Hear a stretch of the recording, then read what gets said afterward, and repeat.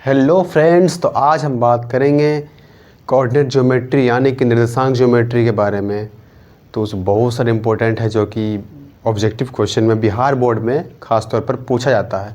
तो बहुत ही हम उसको आसान तरीके से समझेंगे और देखेंगे उस तरह से हम कैसे सॉल्व करते हैं बिना देर किए।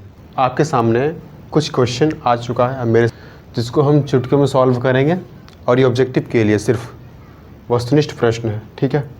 तो इसे आसानी से सॉल्व करने का प्रयास करेंगे। तो एक बात कॉमन है कि जब भी किसी बिंदु का जो निर्देशांक होता है उसमें से जो पहला पद होता है वो x का होता है, दूसरा पद y का होता है। ये आपको याद रखना पड़ेगा। जो पहला पद होगा वो x का होगा, दूसरा पद y का होगा, ठीक है। अब देखिए पहला क्वेश्चन क्या बोल रहा है, x अक्ष से बिंदु P -3 6 की दूरी कितनी होगी। देखिए जब भी x अक्ष से बिंदु पूछा जाए, x अक्ष से दूरी कितना दूरी पर है बिंदु, ये बिंदु, और क्या बोल रहे हैं x अक्ष से, देखेंगे इसका मान, देखेंगे उल्टा देखेंगे y का मान। तो ये होता है x का मान, ये होता है y का मान।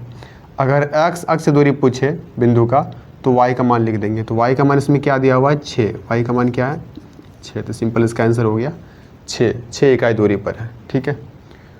अगर पूछेगा y अक्ष से दूरी कितनी पर है तो लिखेंगे x का मान -3 दूरी पर है, ठीक है। दूसरा क्या बोल रहा है, बिंदु ए और बिंदु इतना किस पाद में स्थित है, यानी कि पाद मतलब होता है चतुर्थांश, किस भाग में।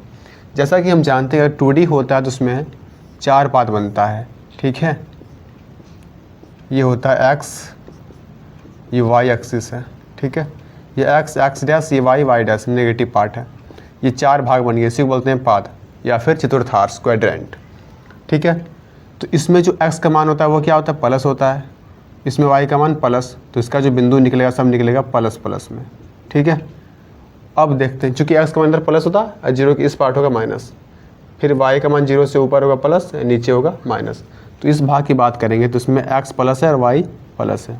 तो x का मान लिखेंगे प्लस में और y का मान प्लस में, सिर्फ हम साइन लिखेंगे उसका प्लस माइनस। इसमें भी क्या हो रहा है, x का मान माइनस में, पहले x का पार्ट लिखा जाता है, चूँकि हम यहाँ बता चुके थे कि पहले x लिखते हैं तो माइनस हो गया, और y का मान क्या है प्लस, तो प्लस लिख देंगे ऐसे। नेक्स्ट क्या है, x का मान भी नेगेटिव, y का मान भी नेगेटिव, यानी जो y डैश लिखा हुआ ये नेगेटिव को रिप्रेजेंट करता है, ठीक है। यानी x डैश और y डैश दोनों इसमें आएगा तो क्या होगा, नेगेटिव, यानी कि दोनों नेगेटिव है। इसमें x पॉजिटिव और y negative, x positive y negative.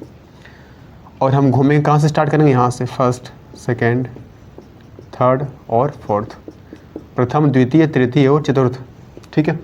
और घूमेंगे हम घड़ी के विपरीत दिशा, एंटी क्लॉकवाइज, घड़ी की विपरीत दिशा, घड़ी घूमती है ऐसे, हम घूमेंगे ऐसे। तो ये होगा प्रथम, द्वितीय, तृतीय, चतुर्थ। अब देखना कि ये बिंदु किस पाद में स्थित है। हम साइन मैच कराएंगे, साइन, सिर्फ साइन। इसमें साइन क्या है, माइनस।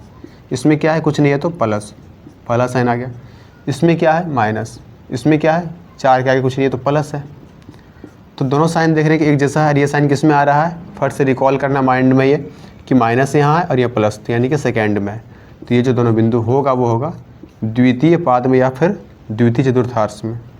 द्वितीय पाद लिख सकते हैं या फिर द्वितीय चतुर्थांश भी लिख सकते हैं, इसमें कोई डाउट नहीं है, ठीक है। अब अगला क्या है, बिंदु इतना और इतना, यानी कि बिंदु -3,4 और बिंदु -3,6 के मध्य बिंदु ज्ञात करें। मध्य मतलब बीच का बिंदु।